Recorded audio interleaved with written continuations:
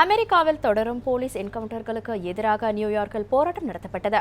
போராட்டத்தில் ஈடுபட்ட பலரை போலீசார் கைது செய்தனர்.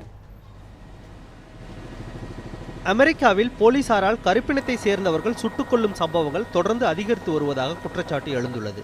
ஒவ்வொரு 28 மணி நேரத்திற்கும் ஒரு கருப்பினத்தவர் இப்படி கொலை செய்யப்படுவதாக புள்ளி விவரங்கள் கூறுகின்றன. இதுபோன்ற சம்பவங்களை கண்டித்து அமெரிக்காவிலும் பிற நாடுகளிலும் பல்வேறு போராட்டங்கள் நடத்தப்பட்டு வருகின்றன. இந்நிலையில் போலீசாரின் நடவடிக்கையை கண்டித்து நியூயார்க் நகரின் புரூக்ளின் பாலத்தில் ஆர்ப்பாட்டம் மற்றும் பேரணி நடத்தப்பட்டது.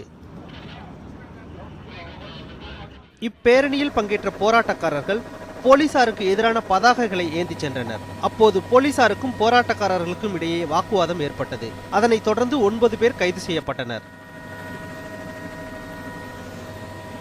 போலீசாரின் கொடூரமான செயல்களுக்கு எதிராக தேசிய அளவில் விவாதம் வேண்டும் என்பதை வலியுறுத்தி போராட்டம் நடத்தப்பட்டதாக போராட்டக்காரர்கள் தெரிவித்தனர். இதேபோல போராட்டத்தில் ஈடுபட்ட மற்றொரு குழுவினர் வாஷிங்டனில் இருந்து நியூயார்க் வரை நடைபயணம் மேற்கொண்டுள்ளனர். எல் துரைராஜ், உலக செய்தி பிரிவு, நியூஸ் 7 தமிழ்.